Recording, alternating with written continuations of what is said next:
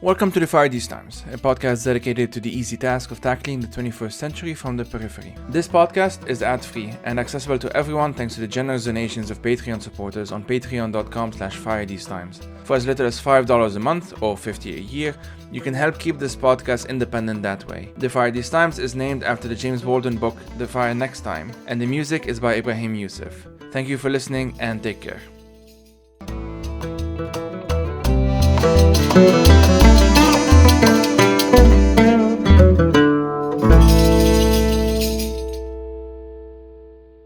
This is a conversation with Musa, Okwonga and with Justin Salhani. We are going to talk about the relationship between football and politics. And I think in recent weeks, with the whole, Roman Abramovich owning Chelsea and his links to the Putin regime, and obviously with Russia's invasion of Ukraine, we've seen these conversations becoming more and more mainstream. And so even if you're not particularly like a big football fan, or maybe you don't even care that much, that's totally fine. Of the three of us here, I'm the one who knows least about football, but this is really a conversation about the politics of sport, in this case obviously football specifically, and sports washing. So even if personally you may not have this interest or whatnot, I think as activists, as intellectuals, as writers, as academics, as journalists, as just regular folks, what have you, I think we have a very specific responsibility to do something about sports washing, which you will hear in this conversation. We got a lot into like the Qatari context because Qatar is obviously hosting the World Cup at the end of this year, and there's a lot of opportunity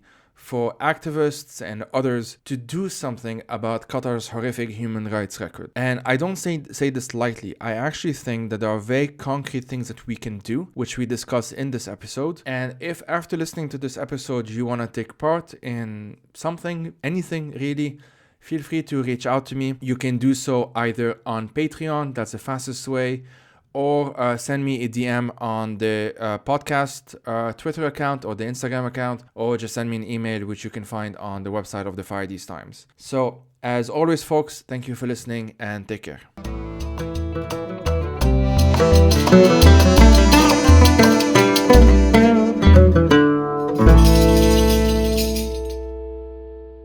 My name is Musa Okwonga. I am the co-host of the Stadio Football Podcast, and I'm also a writer. I write essays and books about football, politics, with an emphasis, I suppose, on race. And I focus on Europe, primarily the UK and Germany. So I'm Justin Salhani. I'm a journalist. I'm currently working for an outlet called Oh My Goal, where I've covered things like sports washing, among other things. And I'm also a writer and journalist who was previously based in Lebanon, the US, and Italy recently. Now I'm in Paris, France. We'll be primarily talking about the relationship between football and politics. And I guess a good way of starting, as good as any, is for me to ask you, how did you get into football? Like, give us some kind of nice backstory or what have you. And the follow-up to that, and I can re-ask it later, it's fine. Like, when did you also start thinking specifically of that this is also a political sport, as in like there is a political dimension to the sport? Okay, how I got into football. So my grandfather was actually he was the president of the Ugandan Football Association in the early 1970s. So we have football as a pedigree in our family. Two of my uncles actually played for the Ugandan national team, which was a really good team, actually. By the time my grandfather had stepped down, they were in pretty good shape. And so in the late 1970s, they went to the final of the African Cup of Nations. So football's always been a thing in our family. And in relation to the overlap between football and politics, that again has always been part of my family because members of my family were part, I suppose, of what we would call a resistance. So football was a place where you saw protests against dictatorships. You saw football players from the national team taking part in subversive dances, protests. So it's always been in my consciousness. I suppose as a writer, I've never divided the two. I've never been able to separate what happens on the field from what happens off it. Yeah, from my side, I grew up playing. Like any kid who grew up in the US with, a foreign father, more or less, even though my dad wasn't really and still isn't really big into football. You watch the World Cup. And so I remember the first time walking in and seeing the World Cup on TV when I was 7 years old. and kind of ran with it from there. I was a big player. I played in college, had a brief stint kind of trying to manage a professional career while also playing professional football, or trying to play professional football in Lebanon. And then since then, have kind of mixed it with writing and other things like that. I guess when I noticed it was political for the first time, I've never really separated the two. It's very clear that, there's a lot of things related to nationalism, to nationality, to kind of patriotism, for all its good and bad in football. But definitely when I was in Lebanon and covering, because I was kind of simultaneously covering the national team when they had this run trying to qualify for the World Cup, and you would be in stadiums and it would be impossible to separate the politics from the football, because you'd literally have political chants before the game. And I remember one game in particular when Lebanon was playing South Korea in 2011, I believe, or early 2012, in the qualifying stages for the 2014 World Cup. And before the game, there were chants for both Saad al-Hariri and Hassan Nasrallah. And then at the end of the game, because Lebanon had won, there was just chants for the national team and kind of these like patriotic nationalistic chants. So, if I hadn't been aware of it before, it became very obvious from that point on. For me, it's so of the three of us, I'm the one who knows the least about football. That's obvious, and I would mostly follow the World Cup from a very, very early age. In Lebanon, as Justin, it's a huge thing. It's just, you would see a ridiculous amount of like flags. Brazil, Germany, Italy, Spain, Argentina, what have you, the England flag.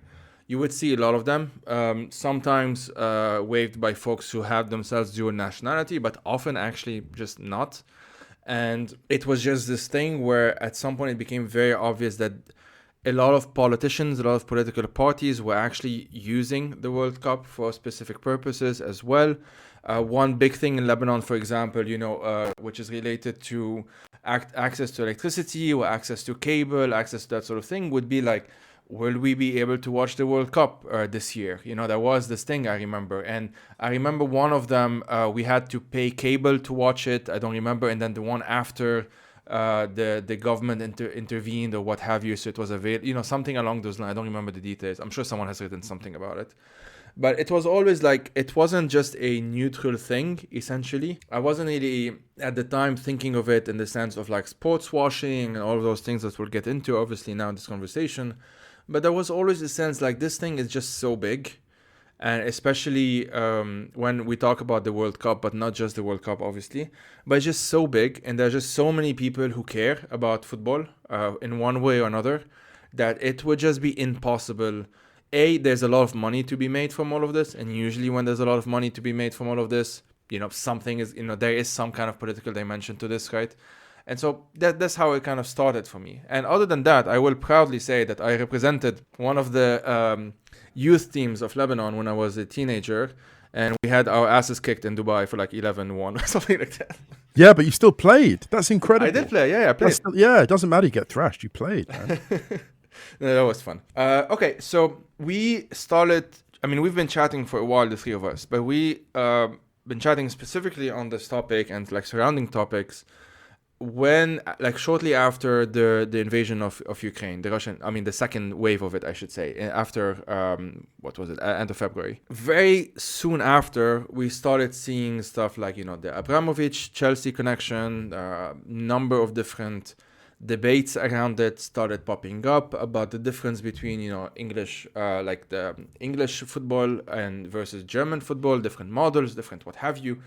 We'll try and get into some of it, maybe not necessarily in detail. Well, my two guests already have their respective channels that you can check out, and I will put in the description. So we won't get into that kind of details. But I guess, what have you seen in the past, let's say, couple of months, slightly less so now, that you think has changed football maybe for good, or has the potential of changing football for good? Let me ask it this way. Wow, that's an amazing question. I think the sanctioning of Roman Abramovich for his connections to Vladimir Putin and Putin's regime, I think that was the game changer, because that was the first time that even people who said that football has no place in politics and vice versa could not ignore a hard reality. I think those people who were always dishonest, I don't think they meant that football had nothing to do with politics. I think they were trying to make us ignore its role. But that was the moment when I think the supertanker finally crashed into the coral reef, if that makes sense. That was the one. And I think it happened at the worst possible time for people who tried to combine politics and football to negative ends, because with the Qatar World Cup coming up in December, I saw a different type of discourse. I saw people actively going, even if we watch this won't change our perspective on the place, the entity, the people hosting it. That was the game changer for me. I would very much agree with Musa's point about the sanctions on Abramovich. I would also say that, kind of adding to your point, Musa, about you started to see the questioning of certain people within the world of football change. So, for example, Yes. Eddie Howe, the manager of Newcastle, who's a team that's just been bought, by the Saudi takeover, is starting to be pressed by journalists about his views on managing a team that comes from that kind of money. Right. I want to say that maybe one other thing that happened in the last year, which, if you listen to Stadio, for example, Musa and his co-host Ryan have talked about quite a bit too, about the power of fans.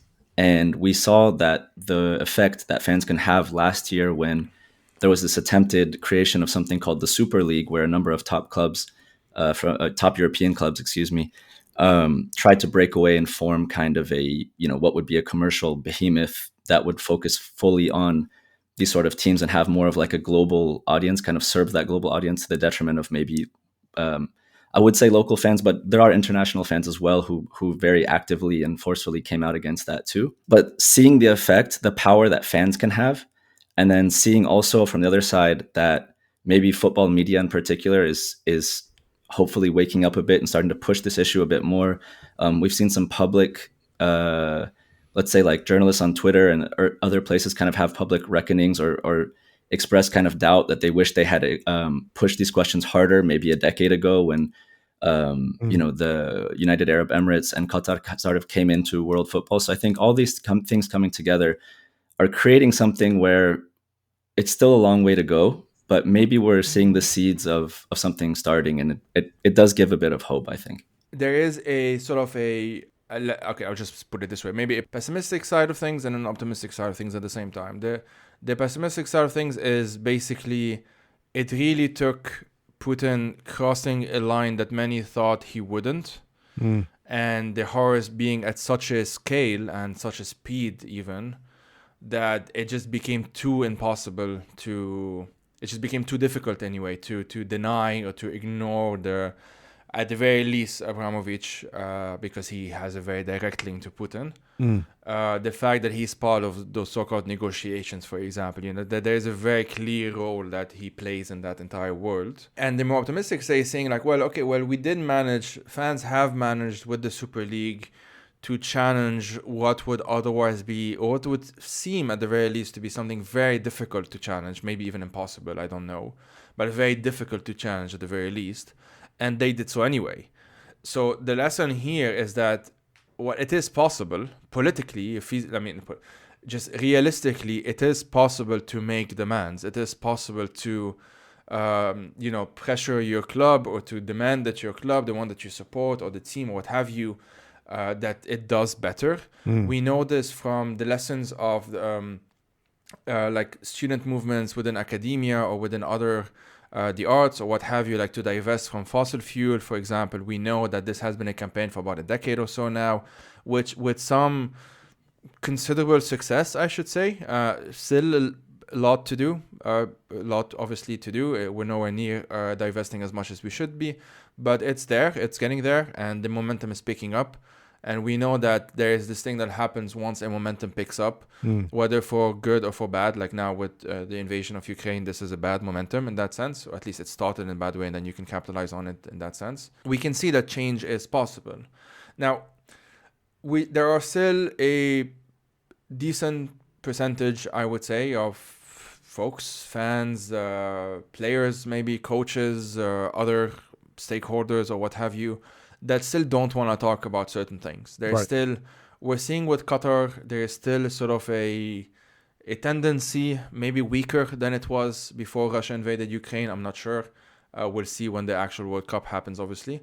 or in the run up to the World Cup. What would you not? Yeah, let's put it this way. I'll ask it in two ways. Like, what would you say to these people, assuming they were listening? And otherwise, if they don't listen, what can we sort of do about it? Those of us who want to act upon these realities that we know. And I'll talk more about Qatar in a bit, but I wanted to have your thoughts first. I mean, honestly, in every video that I release that has a tinge of politics involved, these people are in the comments. So I am speaking to these people quite often, I think. Yeah. Honestly, I want to step back for a second and say, why not? We can address them directly and say that football and politics have always been connected. Any attempt to kind of separate those two things from a fan perspective, I feel, is more about kind of making ourselves feel comfortable that football is entertainment. But I also think this is kind of a message that's coming from up high. So if you're a fan that has really believed that football and politics should be separate, and now you're kind of coming around to the fact that, well, wait a second, maybe it's not. I think, we're happy that you've come to this. I would say, like, I'm happy you've come to this sort of conclusion, and now maybe we should look at why this is the case. Why have we been sold that football and politics are so separate?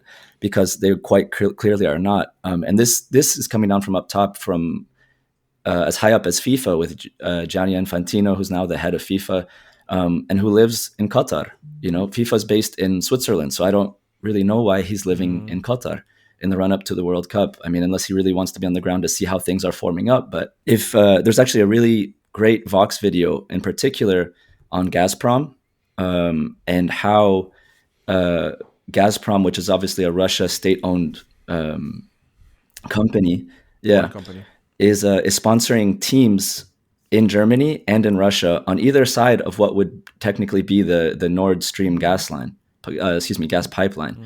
So I mean, there's ample evidence that football and politics are connected. I mean, this is clear. Many football fans, ultras, take political stands. There are football clubs that have been built out of political movements.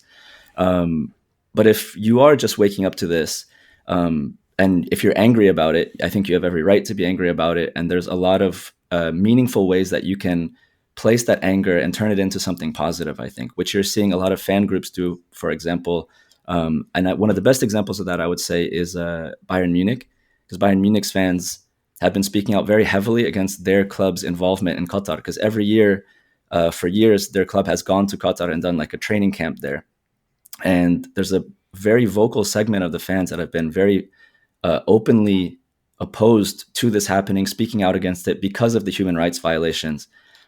So yeah, I think I've rambled on long enough, and that's a good place to stop. That Justin, I was listening because it's all excellent, and I would only have jumped in, either of you, Joey, if I felt there was anything that I could add to, but that's outstanding. And Joey, very quickly on the optimism and pessimism framing, I completely agree. I think that I would even actually say I would compare your pessimism point to, and just dovetail on something Justin said. So you talked about the pessimism that it took this much to get to this point. And Justin talked about people waking up to the fact that politics and football perhaps can't be separated. I almost think that everyone always knew that, because what was interesting with this was the response of the Chelsea fan base, many of whom actually wrote to us. Ryan and I, we did a Stadio podcast on Chelsea and Roman Abramovich's ownership, and so many people wrote to us going, yeah, we turned our faces away. We knew it was happening. And I suppose it's a bit like, when there's I'm going to draw a terrible analogy here, but I think there's a point to it. When someone is killed in the neighborhood and there's like, oh my goodness, the killer, there's the first two waves of outcome. The first outcome is, oh, he was such a nice family man, he was a decent human. And then a few days afterwards, it's like, actually had a terrible temper and all this stuff was going on. And it's almost like the second wave is the consciousness of all the people that kind of knew something terrible was happening and was brewing, but didn't really have the confidence or frankly the integrity to confront it. And I think what's changed in football is not that people are suddenly aware of it, it's they're thinking, we actually have to take a position on this because it's become impossible to ignore. In terms of what we'd say to people who are listening, I echo Justin's point again. I think there are people, I'm not saying specifically to this podcast or to Stadio, but if we look at the sophistication of sports washing, the sophistication of people that buy, particularly petrostates, that buy football clubs in order to change reputations, those people are listening a hell of a lot.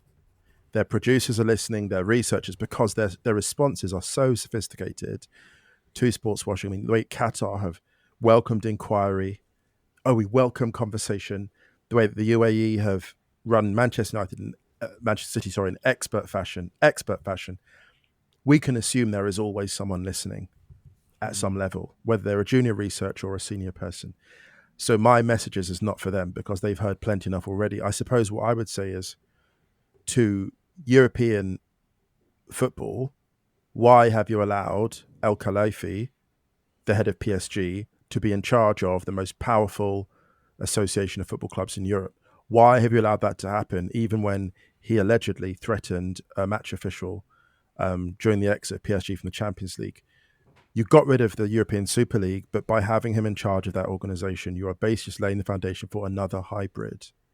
So at what point, and this is the thing, the only reason I say like people haven't woken up to this all of a sudden is, well, I don't want people to hide behind fake innocence. I'm assuming everyone's completely aware of what's going on here, including Infantino. And suppose my message really is, at what point is the juice no longer worth the squeeze? Because we've seen Vladimir Putin, people took that man's money, they took that regime's money. And in 2018, the World Cup was being hosted in Russia. Putin was known to be bombing hospitals during the tournament. Yeah. So at what point are the war crimes being perpetrated by these states hiding behind football for legitimacy? At what point are the war crimes no longer worth it? I would, so a couple of things. One thing that I wanted to say and I forgot, but the dichotomy between political and apolitical for me is kind of a false one, because choosing to be apolitical about something that's so manifestly political is a political decision. It is a decision to just not pay attention, or to not want to talk about it, not want to think about it, not want to engage with it that way. But not doing so doesn't, like, if you're a Chelsea fan and you don't want to think about Abramovich, that doesn't change the fact that he's there and that's what he's been doing, and he's been the owner for I don't know how long now, you know. It doesn't change the fact that he's a Russian oligarch, you know. It doesn't change the fact that he made his money through his links with Vladimir Putin. Those facts aren't changed. What changes is what you do about it, or even like assuming like an individual maybe cannot change everything, even how you think about it, how you approach the topic, how you do your own research, how maybe you engage on it online or what have you, you know. This is what happens. And the difference is that maybe at the individual level, most of the time it doesn't make a change, but there is this thing that happens incrementally. Let me put it this way, and this is a very visual thing almost. Like, it will be very difficult right now to picture a match between, I don't know, two football clubs and having Vladimir Putin himself attending. And I'm talking not in Russia. I'm talking like, you know, in London or what have you. It's just not feasible anymore. It's too obvious. It's too visible. It's too out there because, as I said, he crossed a line that many thought he wouldn't cross. But it is still possible. I mean, I don't know. But before, as of 2 months ago, it would have been still possible for either Mohammed bin Salman himself or someone appointed by him. It would have been possible for the Emir Qatar or the one of Mohammed bin Zayed of the Emirates, the United Arab Emirates, to have to again either them personally or one of their representatives to go there in the name of Qatar, in the name of Saudi Arabia, in the name of the UAE and what have you, and essentially sports wash. And sort of this brings me to the second question, which is, or to the question. We've mentioned sports washing. Most people will have some idea of it, I think, probably, my best guess. But how can you explain how sophisticated sports washing can be? Oh, great question, Justin. Yeah. Give you the hard one. I'm happy to jump in here because it really is a lot. It works on multiple levels and on multiple fronts. So on one level, for example, a good friend of mine who Musa, maybe you know as well, Fabian Goa. Yes, great Fabian. He's somebody to really look to on this topic as well. I think he's taught me a lot. One of it is association. So if I say to, the two of you here, if I say the Emirates, maybe you will think about the United Arab Emirates. Mm-hmm. Now, if I go to a football fan and I say the Emirates, they'll think about Arsenal. They'll think about North London. They'll think about Arsene Wenger, Thierry Henry, maybe, a number of actions that have happened there, great games, maybe if they visited the stadium. And that takes your mind away from sort of the negative perception of what's going on with United Arab Emirates. So that's the first side. The second side, I And think, gets a even lot. before you get into the second side, Justin, I remember the conversation we were having just yesterday about Le Pen and the name of Le Pen, and now the niece wanting to not use the name, even though she's still part of that saga, what have you, and how that even that in and of itself is already having just the name change in and of itself is already having certain political. It's Can I say branding. before we continue, Yeah. Justin, that's such a brilliant example that you've named. I'm so glad you started with that. But yeah, please carry on. That's Fabian's example, so I'm not going to take credit for it. But so that's tier one, let's say.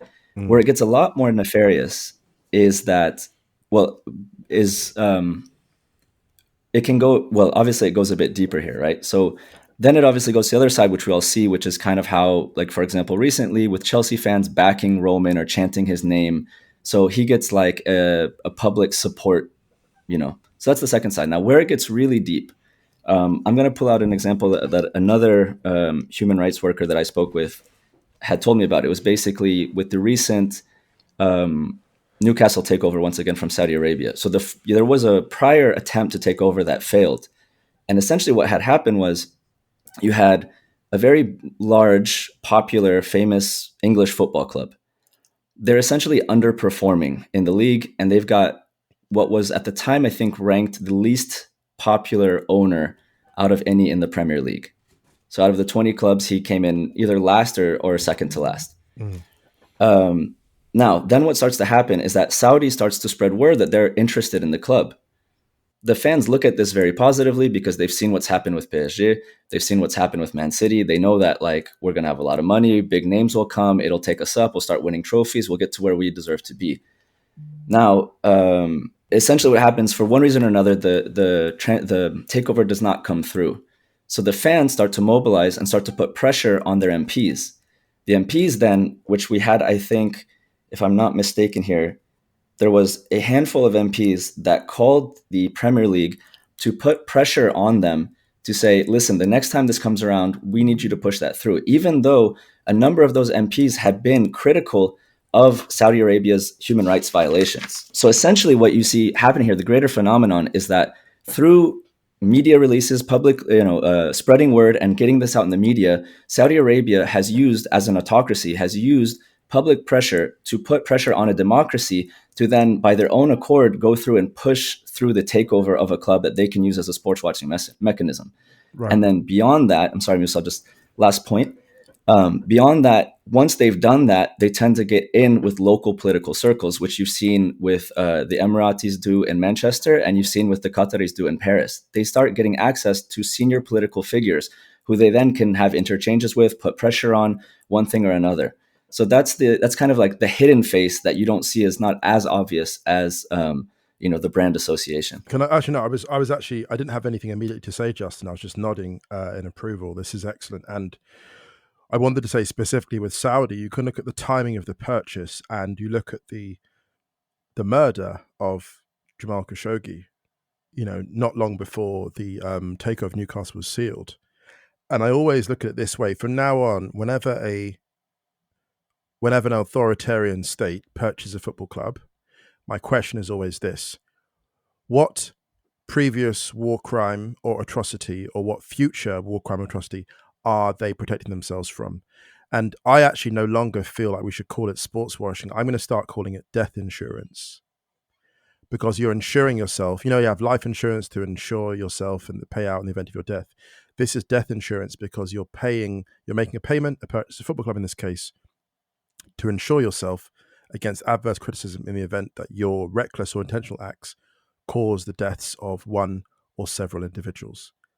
Like, it's death insurance. And I think that the examples you've named are really superb, because I've never seen so much conversation of these states as I've seen in the last 3 or 4 years.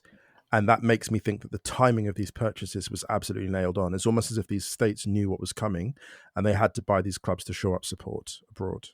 I just want to add to your point, Musa, that also when Saudi came in, it was very clear that they were doing it because it works. Like, we've seen it work with the UAE, we've seen it work with Qatar, we've seen it work with Abramovich, And you see it work on smaller levels with companies and other things like that, not just states. I mean, states is where it's the most nefarious, but it comes in smaller levels and businessmen and whatnot as well. But it was very clear when Saudi came in, it was like, we've seen this work with our neighbors. We're going to do this as well because we need it now. So the Khashoggi example is very good because there was a period of time after his assassination where the MBS name was extremely taboo, and it forced a lot of, like, literally calling him Mr. Bonesaw, right?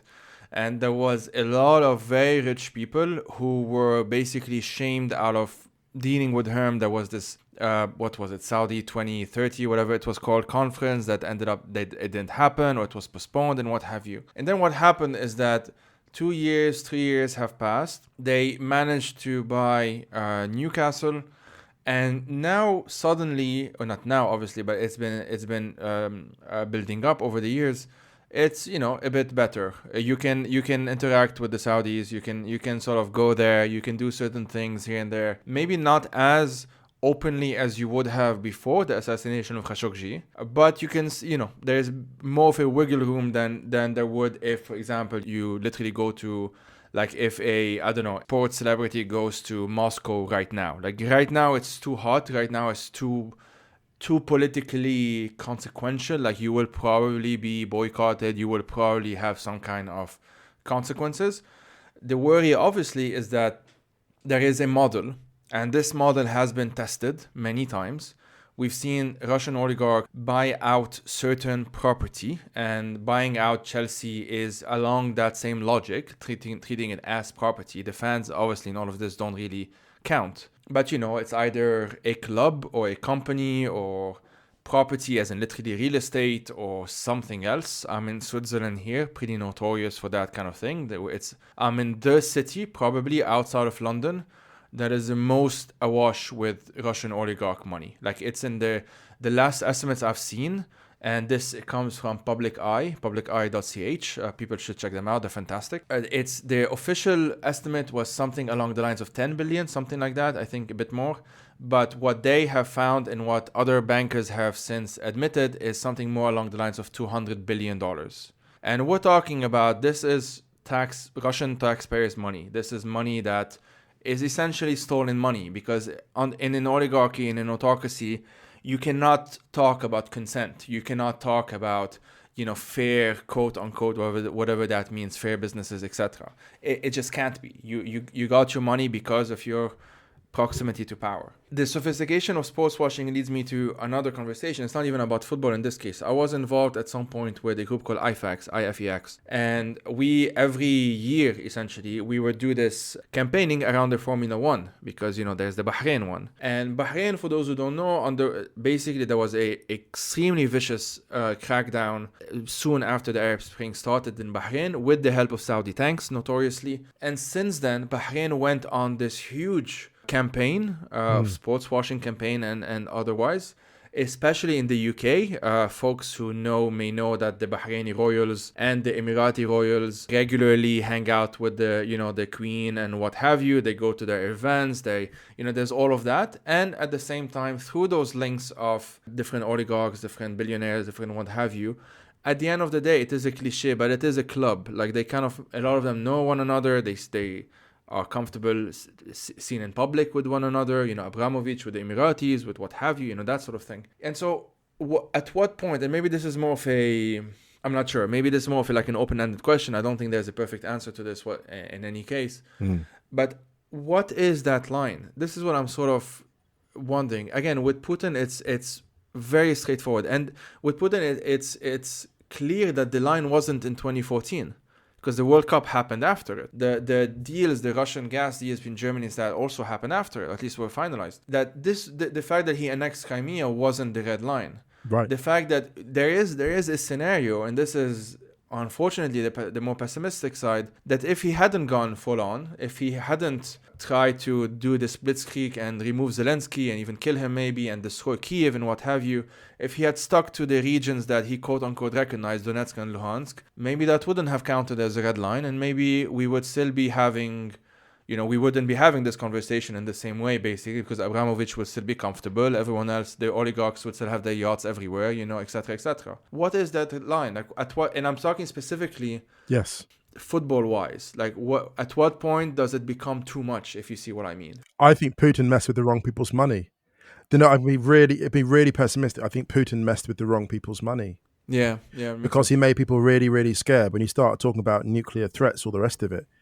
Look, a lot of those corrupt individuals just want to enjoy their super yachts and their beachside properties. And all of a sudden you're like, hang on a minute. We were doing low-level racketeering, high-level racketeering and corruption. And all of a sudden we're doing bloodbaths. They always say that with the mafia, which is what Putin's state effectively is, there's a mafia administration. They always say the mafia, when a shootout starts, it's being run badly.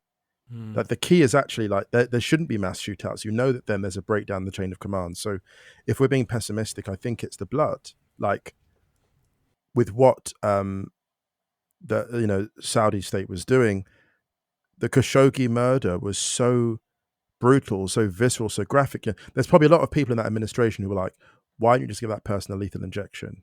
Yeah. If you poison that that man, man's, do it in a different way. Yeah, if you poison that man's food, but you had to go for the ego, you had to go for the big dramatic statement. But for what? Everyone already was buying your oil. Everyone already knew that you were an authoritarian state to be feared in certain contexts. So unfortunately, I think, if I'm honest with you, like the only time we've actually dealt with this is when the egos of these authoritarian individuals go so far that they do stuff that's egregious. But until their egos go out of control, we're happy with it. I mean, you look at Switzerland, but you look at the UK. Roberto Saviano, the author, referred to the UK, or specifically England, I suppose, as the most corrupt country on the planet. Yeah. Look, as long as you do your corruption in a three-piece suit. And Saviano, for those who don't know, he's like a very well-known Italian anti-mafia journalist. So like that is saying something. One of the world's greatest investigative journalists, who for several years of his life has lived under police escort because his revelations were so dangerous. So I guess what I'm saying is I share your pessimism, because as long as these authoritarian states and individuals keep their egos in check, they're fine. In football, that is. In football. Yeah, I mean, I think I don't have much to add there. The only thing I would say is that maybe I'm a little bit more pessimistic, just because like even sometimes the fan reaction has been so much more focused on what these people have done for them sportingly, that they're still willing to defend them, at least in like certain circumstances. However, like maybe on the flip side there, one thing we saw here that we haven't really seen elsewhere is that players got involved on this. Yeah. So for example, when, shortly after the invasion, Robert Lewandowski, who's the captain of the Polish national team, came out and said, all right, we're not going to play against Russia. We know it's not the Russian football players' fault, and it's maybe not the national team's fault, but we can't sit by and do nothing. So this is how we're going to act. We're going to boycott. We're not going to play this match. And then I think a couple of other teams that were also scheduled to would have played Russia in certain scenarios in World Cup qualification also took that stand, which then forced FIFA to take a stand. I mean, of course, at the same time, what Musa said about messing with the wrong people's money, and there was already a number of commercial interests in motion. So it came to this as well, and then the sporting bodies had to act. But I do think there was, a place and there was a role, and at least that lent some goodwill from a fan perspective and from people with inside the games perspective that are outside of the FIFA towering organization. And I think it's worth asking this question. While I maybe don't have a solid, strict answer myself, at how much responsibility do players, do coaches, do managers, do staff, etc., and at varying levels, obviously with different levels of popularity and payment and everything else like that. But at what point do you have a responsibility to realize who your employer is? And at what power do you have? What responsibility do you have to confront that and address it in one way or another? What power and responsibility? Can I just quickly say about the Lewandowski thing? I love that you mentioned that, because that was actually an example of player activism. And I think if we look at that, so Robert Lewandowski, for those who know, is one of maybe the sort of top 3 or 4 strikers in the world, like many people's top striker in the world. So high profile, plays at Bayern Munich, and I think captain of the Poland national team, and just a really respected figure. And for him to speak out against Russia like that was interesting because it was not only political, it was personal, bordering Poland, border of Ukraine, and has had its issues with Russia, obviously, historically. And there's a lot of going on there. And I think the brilliance of that statement that he made was very preemptive. He could see which way this was going. And I think we have a lot to thank Zelensky for, because if Zelensky had basically left the country and Ukraine had lost some of its fighting will, this would be a very different podcast. This would be a terrifyingly different podcast. And I think the brilliance of what Lewandowski did in speaking out when he did and criticizing Putin and Russia's invasion of Ukraine was it forced the sporting bodies away from normalizing this. If Lewandowski hadn't spoken out, we might well have been seeing Russia play in one of the World Cup playoffs. But because he spoke like that, because they made that boycott, Russia's now not appearing at the World Cup. And some might say, oh, well, it's just football. But actually, I think that's hugely significant. And I think the implications of that boycott are yet to be seen.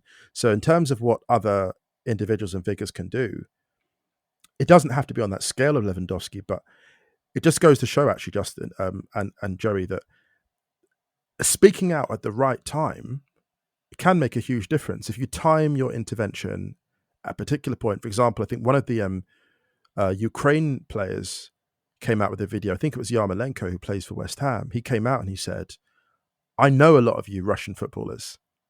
Where are your comments? We hang out, we're friends, we see each other. None of you have spoken about the conflict, about the invasion of Ukraine. So I think those interactions, those are individual acts. They don't have an immediate impact. I mean, Lewandowski's did, that's an unusual one, but I think over time, the incremental effect is huge. So a couple of things. If sports washing wasn't working, they wouldn't be doing it. They are doing it because it works.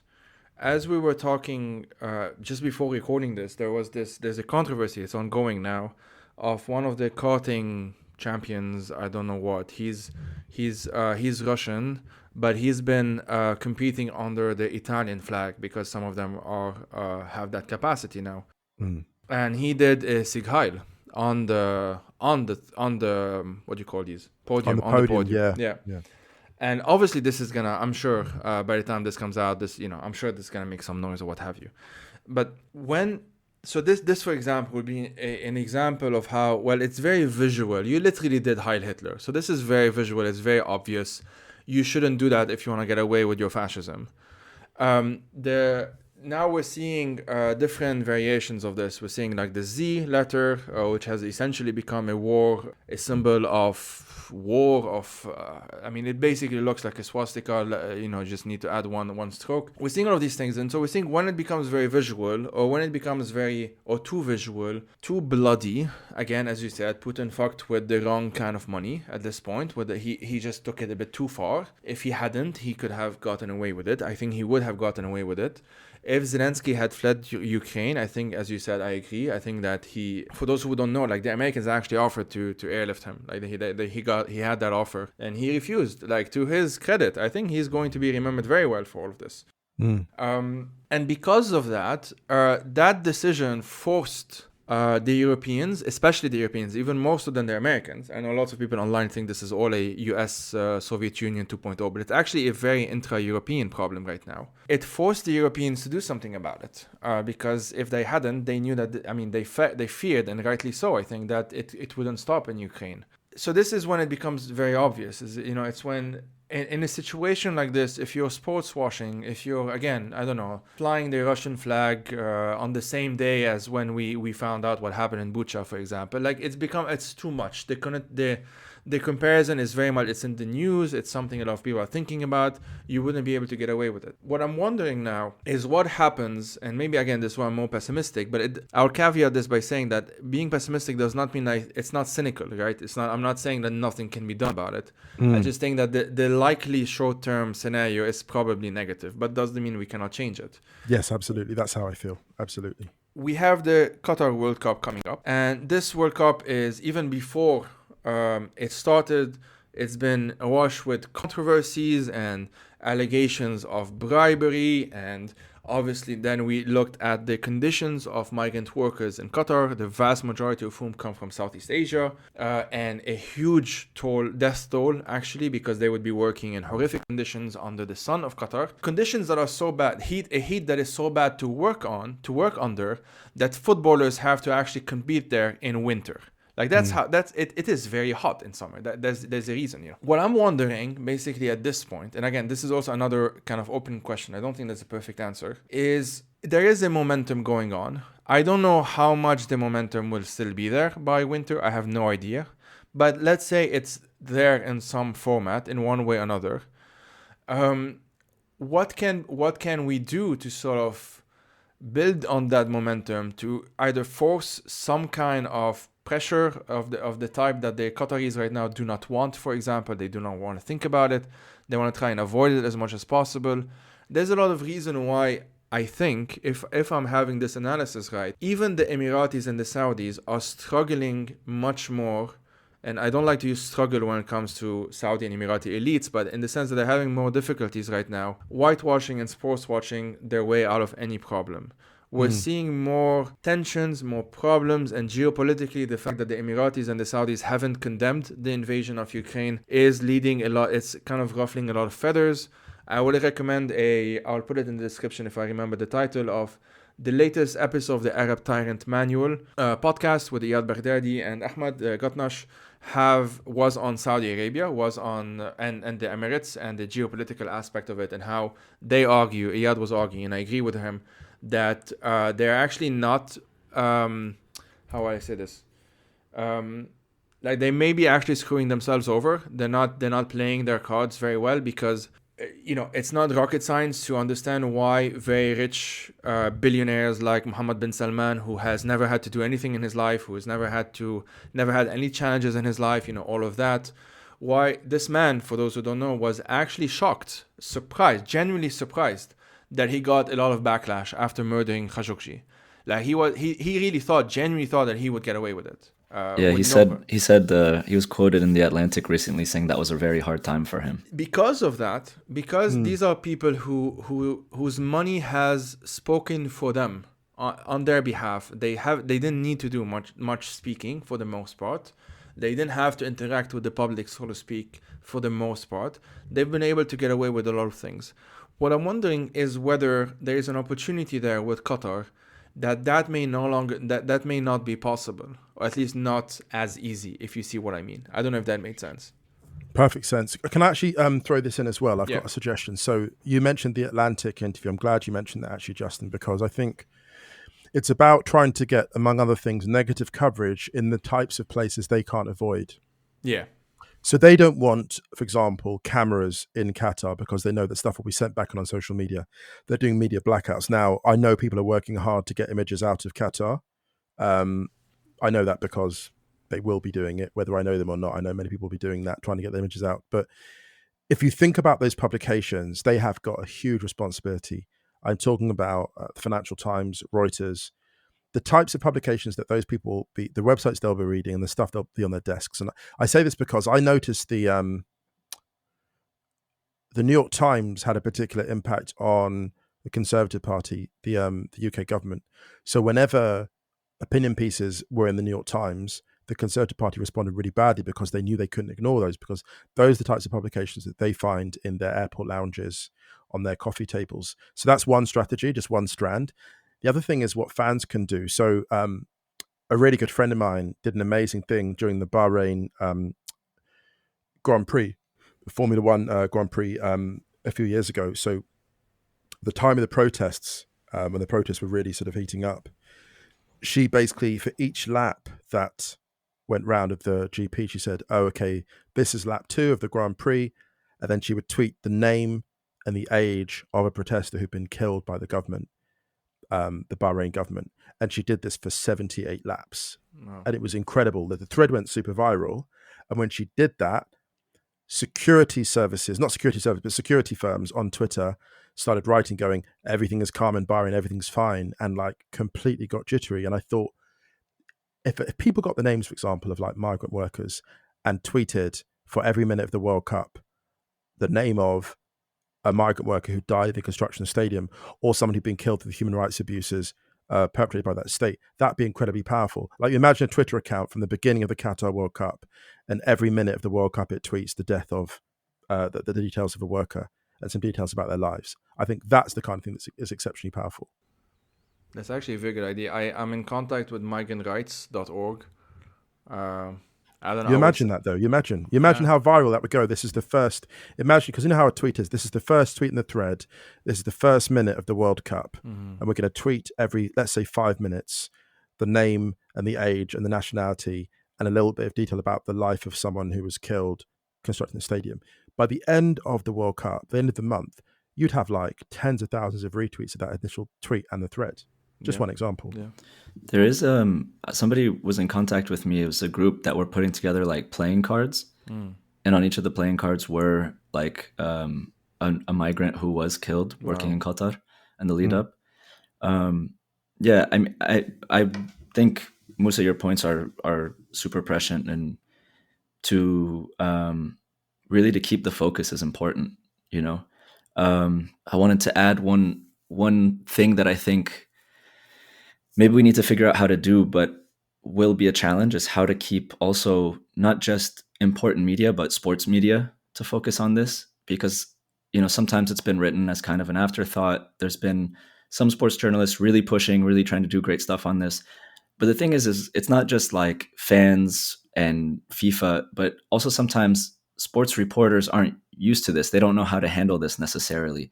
So I think if any sort of media outlet can give their staff kind of training or come up with a sort of strategy, like an editorial strategy about how to incorporate this into all their coverage, you know, whether that's TV, print, or beyond. And I know that's not necessarily commercially enticing all the time, but from an ethical and a moral standpoint, I think that if, you know, individual journalists and media outlets and people of conscience can kind of come together, and maybe people who are reading these outlets can kind of push and ask for this sort of stuff, to put the focus that while it is not, you know, I don't want to like demonize individuals or individual journalists, because ultimately it's bigger than each individual. And Yes, I kind of believe that in a way Qatar's already kind of won, right? It's really late now. Yeah, we hope that this will teach us for the next tournaments that come up, that we can be more focused on these sort of things. But I would say that, like, you know, us as individuals, let's try to think about what we can do. I think that, you know, the example you gave, Musa, is a brilliant example. If we as individuals, as activists, as journalists, as whatever else we do, can also do that. And then if media organizations can come together and figure out how they can contribute to this as well, and maybe just like keep it at the front and center of people's minds, I think that would be really powerful. Because I did a video some time back asking if people should boycott the Qatar World Cup. And I'll say very honestly, you know, kind of to my shame, and I've done a lot of reflection since, doesn't make it okay. Like, I was in Russia for the World Cup in a personal capacity, not in a professional capacity. And so I asked people, should people boycott the World Cup in Qatar? You know, this is something I put to human rights activists, fan groups, etc. And kind of the thing that came back to me was that it's not down to the individual fan, not to wipe away their responsibility completely, but it's not down to them. What they choose to do or not won't individually change too much. However, if you do choose to go, don't forget about what's happening. Don't look over it. Don't publicize these things where, you know, you show like, oh, look, it looks great to me, because, you know, one's person experience is not always universal. Somebody coming from Europe or the US or elsewhere won't be, you know, one of the predominantly South Asian workers' experiences. So, you know, if people do choose to engage and watch and everything else, it's like, I would say, don't forget about it. Keep doing your research, search for more information. And then the people who are sharing that information, see if there's just, you know, ways that we can come together and connect and spread it to wider networks. And if we can find media that's able to have some sort of editorial strategy to get that out to a wider audience, so that it's not just doing like sports reports, but also including that in almost every piece of their coverage somehow or the other, I think that would be really powerful, though it is, you know, quite the challenge as well. Yeah. I think on that same topic, I also agree. It would be very, very difficult, as far as I understand it, for Qatar to really do a lot of censoring when the eyes of the world are on you. Like, they will still do some of it, definitely more than if the World Cup was in Paris or what have you. But it will be very difficult for them to get away with a lot of it, or even most of it. They will actually have to show more tolerance, quote unquote, towards that kind of political expression than they would otherwise.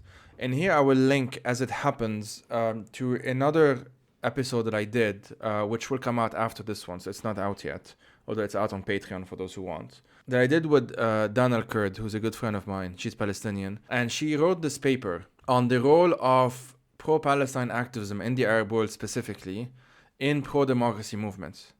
And the main argument, and her case study was actually Qatar, which is why I'm bringing it up. The main argument, which is a pretty good one, and she does it, she argues for it very convincingly, I think, that in a country like Qatar, where the average Qatari citizen, or even technically a subject, right, because it's a monarchy, an absolute monarchy at that, politics in and of itself is almost always a threat to the regime. You can only go too far in having any kind of political revendication.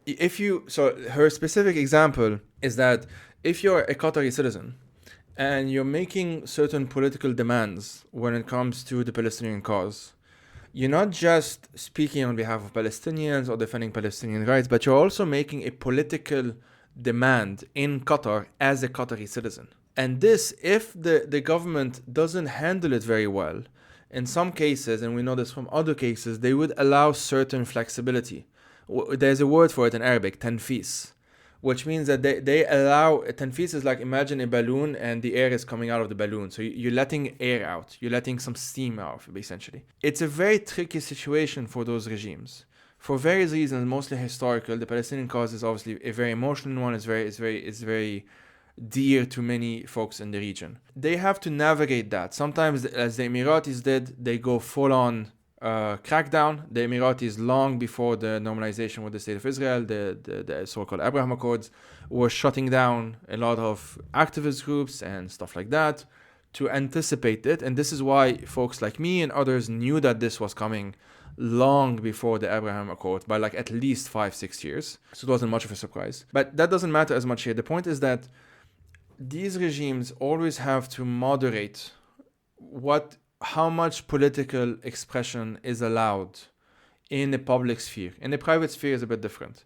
But in public sphere, which includes online, by the way, especially online, actually, when it's going to come to the actual World Cup, they're going to have to be very sensitive about it. And it is possible, because we are dealing with an authoritarian regime that has never really had to deal with political complexity in any real shape, way or form, that they will overreach. They will make mistakes. They will maybe be too brutal in something. If there is a protest, if there is even online protest, they may crack down on someone.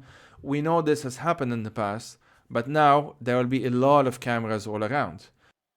My argument, if you want, is that there will be a very specific role that foreign journalists, more so than Arab journalists, because Arab journalists have a lot of obstacles depending on their nationality. If they're going as Saudis, if they're going as Egyptians, then they wouldn't just be in trouble in Qatar, they would be in trouble obviously in Saudi Arabia and in Egypt. But let's say Western journalists, CNN, your BBC, Euronews, France 24, what have you, they will be able to say much more than Arab journalists, than local journalists. And I do think they need to be pressed on that. Now, they may not go specifically as investigative journalists. They may still cover the matches primarily. That may still be their main thing. But nothing stops them from tweeting about migrants. It doesn't take anything. Yeah, but this is a great point. It's the self-censorship. Yeah. I noticed, and I won't name names because, again, we don't want to it's not about individuals, but I did notice individuals who'd been to Qatar for the draw and who were there prior to the World Cup start tweeting about progressive measures were made. This, and I was like, hang on a minute. I think we shared this in the group, and I was like, this is how they get you. Yeah. This is how they get you. Progress has been made. No, a lot of those worker deaths go uninvestigated, unexplained, because you're forcing them to work in these adverse conditions and their hearts have stopped or whatever, they had health complications. So to see people, and this is the thing, the grim thing is, it's not the subtlety of sports washing is that you can go to a nice event, you can go to a nice house party and have a chat with a really urbane, smart ambassador who's, lived in Tokyo and Bratislava and Sao Paulo. And half an hour into that conversation, you swapped a business card, you've made a friend. Mm-hmm. And it means there's the tweet that you don't send out. Yeah. It means there's something. That's why I don't want to go to the World Cup in Qatar, not because I'm a, quote, good person. It's because I'm actually concerned about that subtle type of sports washing. I know that I'm quite friendly. I try to be quite convivial. So I know if I go to a place like that, I'm more likely not to say the things I should say because of this atmosphere of kind of gentle prodding and easing. There was even a conversation that someone said, I think the journalist Miguel Delaney said, actually, it's not good when people in Qatar, Western journalists in Qatar, Western pundits defend Qatar because it makes them look worse. It looks as if they've been briefed. What they want is the kind of gentle messaging and massaging of journalistic egos. So I think there's an opportunity, weirdly enough, to get in touch with those Arab journalists prior to the World Cup. So Western journalists can get in touch with Arab journalists prior to the World Cup and be like, what should we be covering that we don't know about? What human rights abuses don't we know about? What can we talk about while we're in Qatar? What can we raise awareness of? So that way we're doing the work of, you see it the whole time, like New York Times and Der Spiegel and other organizations, joint investigations. I think a similar thing has to happen here, like more collaboration, I think, across borders. Yeah, that's a lovely point. I would add that it's really important to make sure that we're watching more than just kind of the state talking points or treat every state talking point extremely critically. Because, for example, some people say things like, well, there's been progress or there's been law changes. And that's true. There have been law changes. Now, the implementation of those law changes, according to rights groups, is extremely low and favors locals over the foreign laborers. So, there's social and cultural like factors at play here as well, in addition to just like whether a law was changed or not and how, there's the implementation, etc. So yeah, I just wanted to add that point. That's a very good point. And just to also add to that, Justin, journalists who are not Qataris, who have no connection to Qatar, who haven't done work on migrant rights in Qatar, on the kafala system, what have you, they shouldn't be the ones saying that there's been progress. They're not the ones to make that judgment. There are lots of rights groups, as you mentioned, Amnesty, Human Rights Watch, migrantrights.org, so many others that if anyone listening to this, literally Google Qatar and follow it up with the word kafala, Kafala, or just write probably migrant. There's so much already being done and has been written about for a long time now. They are the ones that have to say that, like, in a more ideal world, let's put it this way, the Qatari government would actually invite Human Rights Watch and Amnesty International and all of those others and have an independent investigation, and they get to determine whether the laws are applicable, whether they're being applied, whether there's been actual improvement, whether there's been accountability for those who already died. It's not like this is the problem with these situations, especially with Qatar, is that they can do a lot of and the Saudis would have done the same thing were it not for MBS's Khashoggi murder, is that as long as they do certain things incrementally, right, like the Saudi example, even before Khashoggi, is a very obvious one because on the one hand, MBS was implementing and still is implementing all of those reform laws, allowing quote-unquote women to drive, while arresting the Saudi women who were campaigning for the right to drive. Because again, this is where Tanfis comes in. It's like, okay, the Saudis at some point, MBS realized okay, this is probably too much. Like the banning of women, like not letting women drive, that's too much. We can't, this isn't something we can work with politically in 2019 or whenever they changed it. I don't remember, 2018, 2019. But if we let those activists, Lujain and all of those others, if we don't still punish them somehow, this will mean that their political campaign succeeded. This will mean that they did something politically which led to actual political change. And that's a very dangerous idea in Saudi Arabia. Yeah, and absolutely. We, those of us in Europe, what have you, different risk levels for different individuals. But the journalists who will be able to go to Qatar, I'm not an expert on Qatari politics. I just know enough, I think I can say this confidently, that it will be very difficult for them to really go after CNN journalists, BBC journalists, France 24 journalists. Like maybe they intimidate, maybe they try here and there, but I just don't see it happening on a large scale in the same way that they would against Qataris, or the same way that the Saudis would against, the Saudi citizens or what have you. And so there is an ethical responsibility there, in a way that I'm hoping, if there's enough pressure, with the topic of sports washing becoming more of a hopefully mainstream conversation in the context of Abramovich, in the context of the Saudi takeover of Newcastle or what have you, that maybe next time around the mistakes of the World Cup in Russia aren't repeated, or at least not repeated in the same way. This would be the more optimistic These are brilliant take. points. These are brilliant points, actually, because I think even the Eddie Howe example that was mentioned there, Justin mentioning Fabian Goer's example of Eddie Howe at Newcastle United having to answer questions about authoritarian states owning your club in a press conference. That felt new. That felt really new. And I think it's all about shattering those taboos. We talk so much about regressive forces shattering taboos. For example, we saw that Nazi salute on the podium. We saw the Z, which is the new fascist symbol. So often we go, oh my God, that's so subversive. The right has shattered a taboo. How about the progressive forces shatter their own taboos? How about they say the unsayable? We've seen the power of what happens when you have a Dutch economist going to Davos talking about inequality, and that one conversation changed the global discourse on inequality. One conversation where he said the thing that everyone knew. So I suppose the question in Qatar is, what are the unsayable things that we can have people say on the huge stages? Because they might trigger that Instagram post that a player might want wanting to tweet all along, or send along. There might be a footballer out there, there might be an advocate out there, a journalist or a public figure who is just absolutely dying to say one particular thing, and a journalist speaking the unspeakable in Qatar during the World Cup might just say that one thing that triggers an absolute, an avalanche of change. So I'm optimistic from that perspective, because we've seen that all authoritarian states are characterized by not their strength, but their fragility. They're terrified of the wrong thing being said at the wrong time, and this bringing it all down. Here ends the lesson. Thank you for coming to my TED Talk. Exactly.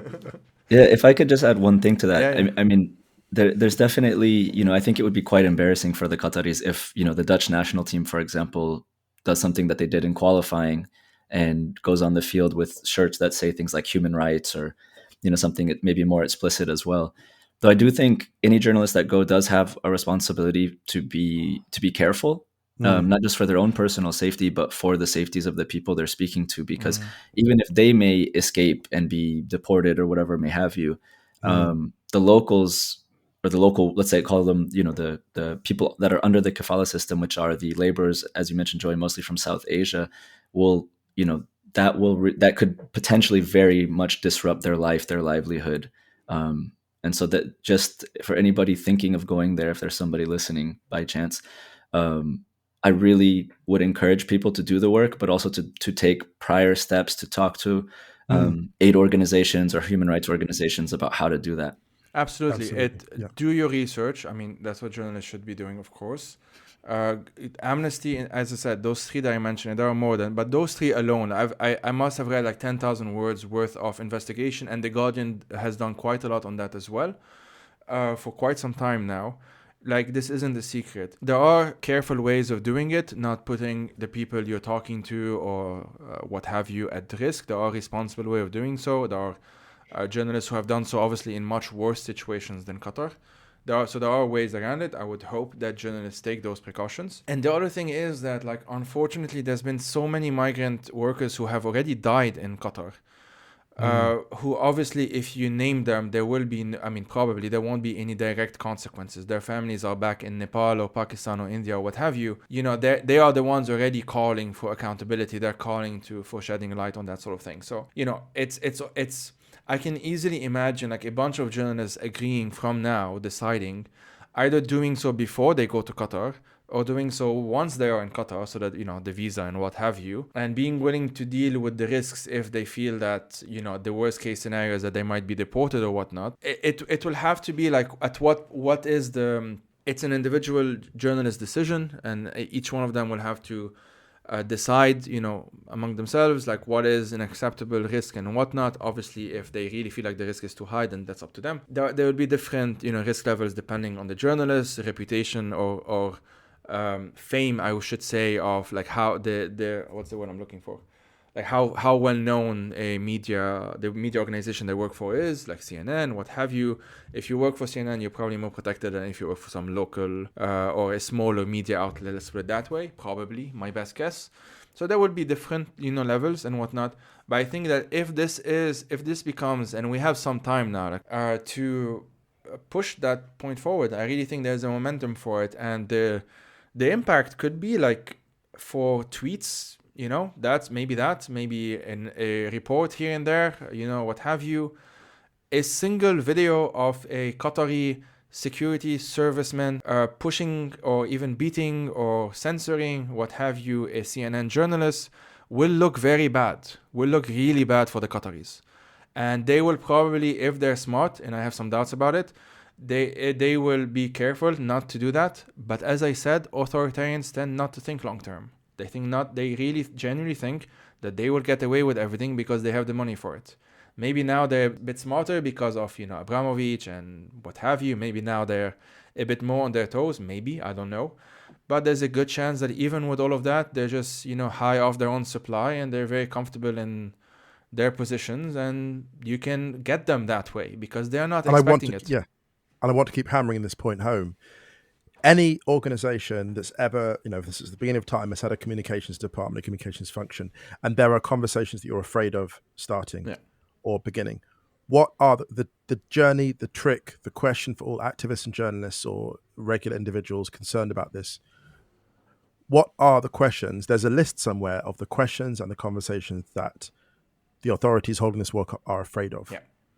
Find out. The job that we all have in the next few months is to find out what those conversations are and to begin and prolong as many of them as possible. That's our job, I think. Yeah. Definitely. I would also say that it's important to be precise with the criticisms, because there's been a lot of criticisms thrown about. Yes. And some are valid maybe for sporting reasons. But then some are also, have been ways for the Qataris to just dismiss and use for racism or something like that. People saying something like, oh, well, what is Qatar for a football country? I mean, the accusations, I think there's a lot of fire or a lot of smoke behind, the accusations of corruption and whatnot. But the act of the World Cup going to a place it's never been before, I think there's different ways to interpret that, but I don't think that in itself is a criticism. The fact it's being played in winter, despite being sold as summer, has been, labeled as some to be a criticism. But I think it's important to really hone in on a couple of things, which is that one, the human life that was lost in the build-up to this World Cup, the mistreatment of laborers, of workers in the run-up to this World Cup, and still including until today.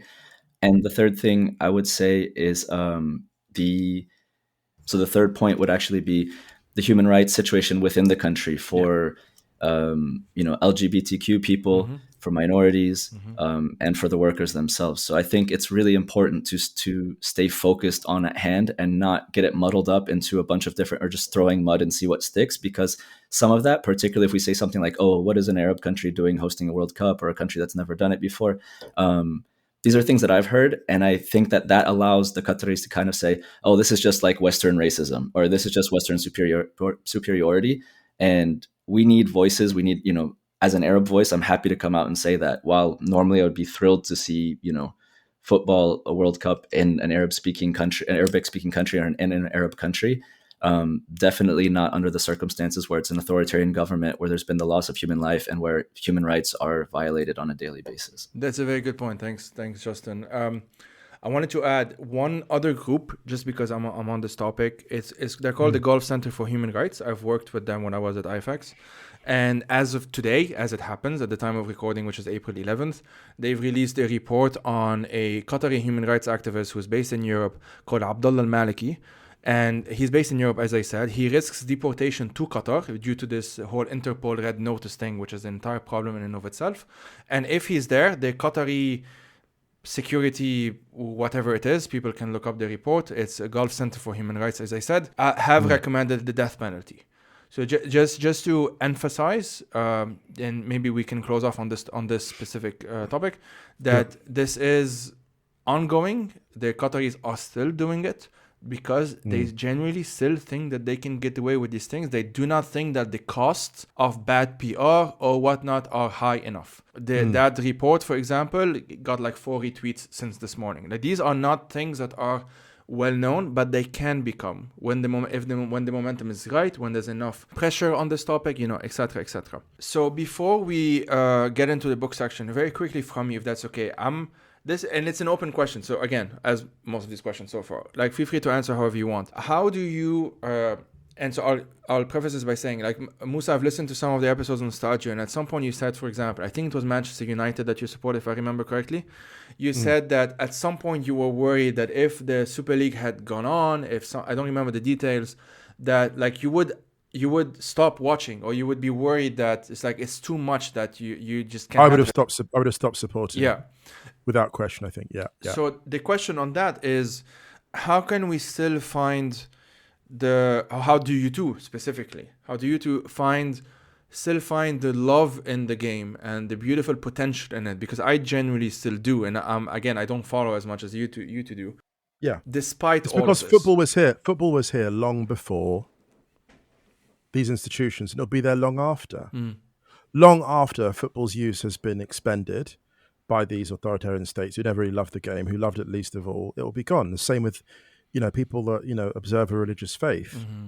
Their faith was there long before a lot of these institutions and individuals came along and said that they determine what someone's faith should be, and it'll be there long after. You look at Christians who see institutions being built up and abuse is done in their name. That's not me. That's not my faith, right? I've got friends who feel that way.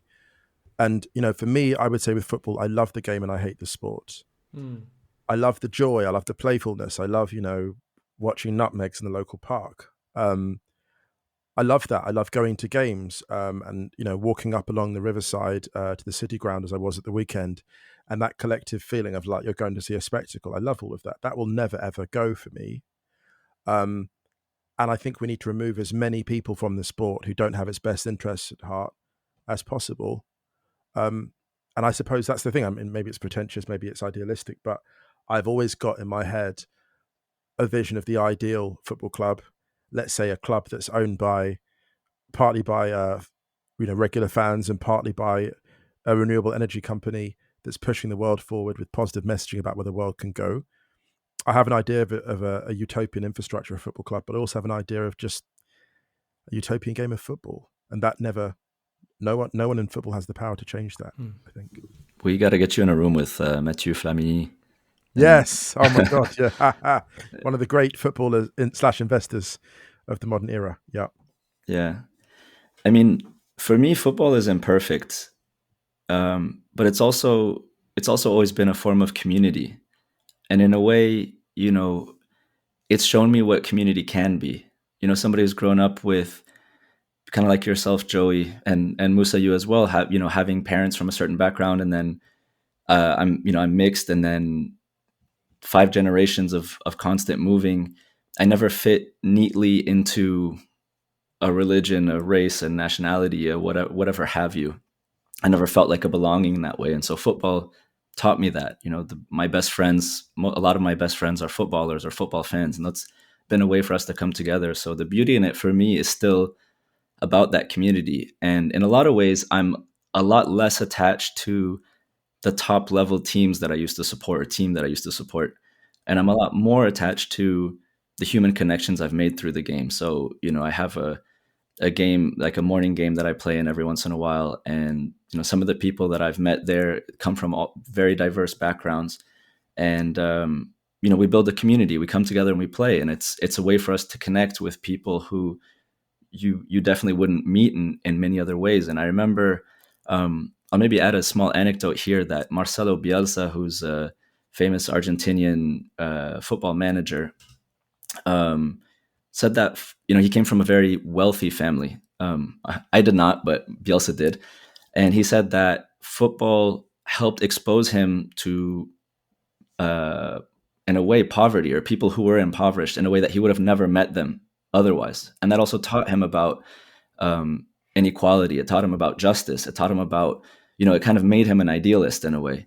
And so I think in the same way is that football's been a prism for me to be able to see the world. And so I hang on to it because there's still good in it. It's imperfect, of course, but it is a way for me to connect with people, to have community, and to imagine a future where maybe there will be a nation that will look like, my football crew. Mm-hmm. Thanks for that. Love that. Well, on this fantastic note, what are 3 books that you would recommend to our amazing listeners, and why those 3? David Goldblatt, The Ball is Round. That's just a book about the history of football generally and the overlap with politics. I would also recommend Football Against the Enemy by Simon Kuper, just because it's a foundational text on the overlap between football and politics. And finally, I would recommend, I think it's Galeano, Soccer in Sun and Shadow, because he also wrote Open Veins of Latin America. So if you read that and then you go into Open Veins of Latin America, you'll be like, oh, it's completely possible to write about football and the beauty of football, but also not be defined by that, and not to ignore everything that's happening off the field. Because I think a lot of people, I've recommended those 3 texts because a lot of people use their love of football as an excuse not to talk about the aspects that they find more painful. And the fact that Galeano wrote maybe 2 of the greatest books, he's my hero. Like, to write those 2 books, which are arguably the greatest football book ever written, and one of the greatest books about Latin America ever written, like that to me is true greatness. And that shows that the overlap is possible to hold and love and consider football and politics equally. So yeah, those are my 3 books. Yeah, I love the Galeano shout out. I think there's especially in the Anglophone world, there's such like an anti-intellectualism within football. And then when you read, writers like him or certain Portuguese writers, like they just totally put trash to that sort of idea that you can't intellectualize football or analyze it from the aesthetic or the art.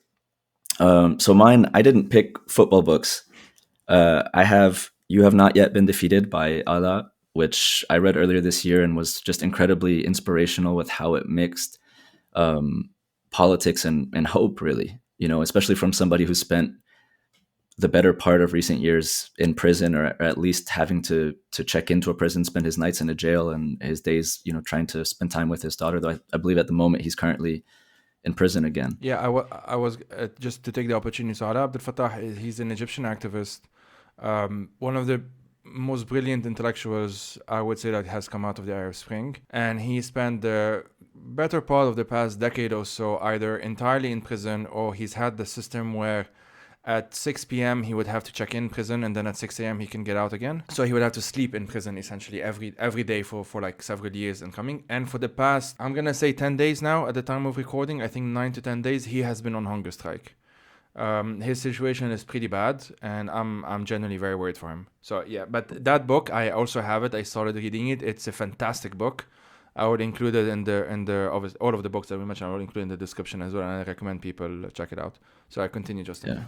No, it's incredibly inspirational. And the second one is also an Egyptian author. Her name is Basma Abdel Aziz, and I read a book by her about 6 years ago called The Queue in English. It's translated from Arabic, and it basically speaks about an authoritarian country in the Arab world and kind of how people interact with that and live in that. And it's a great read.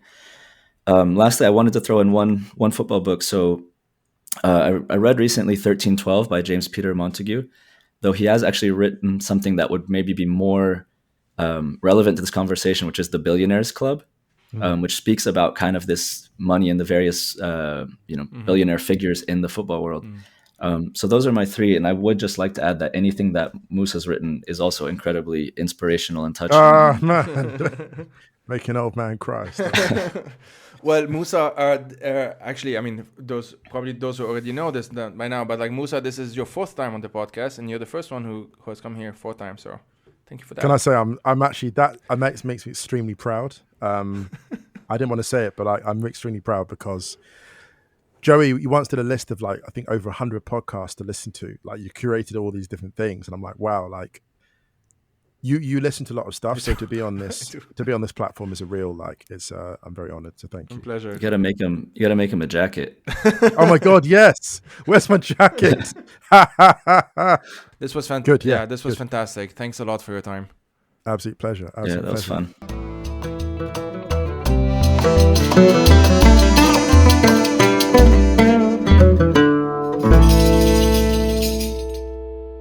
The Fire These Times is hosted by myself, Joey Ayoub. I am also its producer, researcher, writer, and sound editor. If you want to help turn this project into a full-time job, please head out to patreon.com/firethesetimes to support it. These episodes are part of a bigger project which includes resources, a newsletter, and eventually YouTube video essays as well. As always, thank you for listening and take care.